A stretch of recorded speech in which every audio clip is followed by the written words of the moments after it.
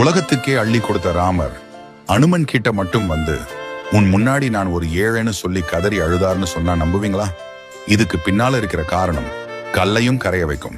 ராவணனை அழிச்சிட்டு அயோத்தி திரும்பின ராமர் தனக்கு உதவி செஞ்ச எல்லாருக்கும் வரிசையா பரிசு கொடுத்தார். சுக்ரீவனுக்கு மாலை, அங்கதனுக்கு தோள்வளை, விபீஷணனுக்கு அரசன் எல்லாம் கொடுத்தாரு. ஆனா ஒரு ஓரமா கைகட்டி வாய்ப்பொத்தி நின்ன அனுமனை ராமர் கண்டுக்கவே இல்லை. இத பார்த்த சீதைக்கே பொறுக்கல. ராமா, நம்ம உசுரையே மீட்ட அனுமனுக்கு ஏன் எதுவுமே தரலன்னு கேட்டாங்க. அப்போ ராமர் அனுமனை பார்த்து கண் கலங்கினாராம். அழுதுகிட்டே ராமர் சொன்ன வார்த்தை சபையையே அதிர வச்சது. அனுமனே, மத்தவங்க எல்லாரும் என் மேல இருக்கிற பாசத்துல உதவி செஞ்சாங்க. ஆனா நீ என் மேல இருக்கிற பக்தியில உன் உயிரையே துச்சமா நினைச்சு உதவி செஞ்ச. உன் கடனை அடைக்க இந்த 3 உலகத்திலையும் ஈடான பொருள் எதுவுமே இல்லை. உனக்கு எதை கொடுத்தாலும் அது உன் தியாகத்துக்கு முன்னாடி தூசுதான்.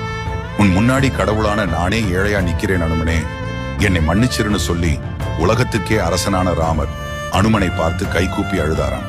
கடைசியில என்கிட்ட கொடுக்க நான் மட்டும்தான் இருக்கேன்னு சொல்லி ராமர் ஓடி போய் அனுமனை இறுக்கமா கட்டிப்பிடிச்சார். கடவுளே தன் பக்தனுக்கு முன்னாடி தோத்து போன தருணம் அது.